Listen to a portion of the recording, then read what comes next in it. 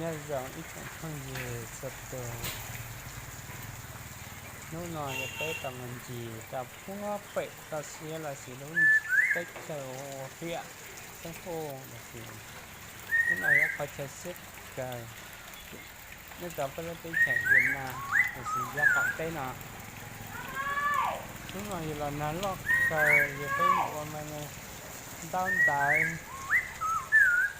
gần người ta phải là tôi tập kia nó phải là nó phải trả lại thế để lúc xe hả nó mới to hay mới nhỏ đấy mới to thì bây giờ tao cho là một chế thì phải tí là thành phố đã kia nữa cái kia là mí mờ hay mí dài mờ là Bây giờ nhé. dài hay nào quên là gì thế là do chỉ cậu nó ôi nó nổ ô à Quá đi 7 cân. Quá đi 7 cân có nửa tiền không phải đấy. Nó 5 cân, hơn 5 cân. 5 cân rưỡi. 6 cân nữa. Đi mượn cân to mà cho. Không cứ mượn cân to rồi nó chính xác rồi.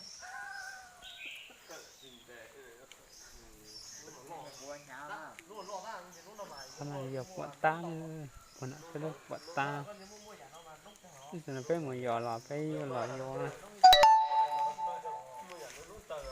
cuộn min nó đấy có lúc cuộn min nó mà lên một ít chỉ cọ xanh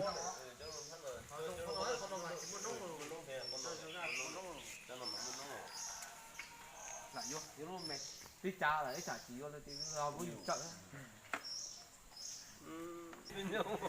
6 cân rưỡi. 6 cân thôi mà Đúng rồi, 6 cân rưỡi hơn 6 cân đấy thôi. chưa đến 6 cân thôi mà chưa đến 6 cân mà 5 cân 8. 5 cân 8. hơn 5 cân một tí Gọi là 5 cân rưỡi. Đấy. 5 cân rưỡi Đúng rồi. 8 cân. chưa có 8 cân rồi chỉ có 8 cân Đi nhìn 7 cân rưỡi thôi mà Phải bó tay cho nhìn thế nào. nhìn lại đi 5, này 6, này 7. Đây là 8 cân. hả 8 cân đây. gì tụi phở nhá là chắc kỹ ở trên này hai chỉ giò nó Thế có rẻ tiền.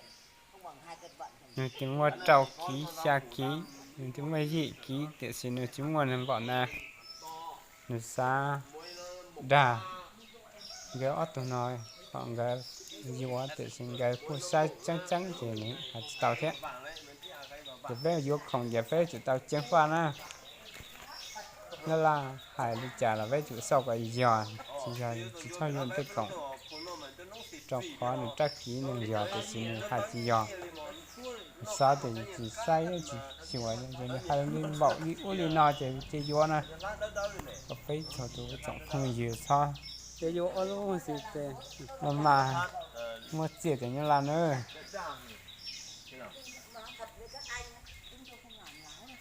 cái chữ sai chân chân là phải mà giò này cái gì thì mà không tiền thì như là Dối của rẻ tôi toàn này đầu nó cay chứ nhỉ Ừ. phải nó cái này nó cay khát Yên tâm. Này, cái này đây là này. con cay khát Đấy, ngon chưa? cho không bao giờ cho nó ăn cho chế cho lúc này tủ lạnh là xí lúc này Của làm gì có phải của không? tủ ở lúc này máy chìa Thật tôi đã nói từ mà đầu. cho có cho chơi không Anh 5 cân rưỡi. có cho chìa bao lư cái này bài cái tính bài cái cái này nhá đây nó nếu nó tà này nó trâu chắc ăn cả từ mùa là ta gì vì không mà chỉ phổi chỉ cá nó nữa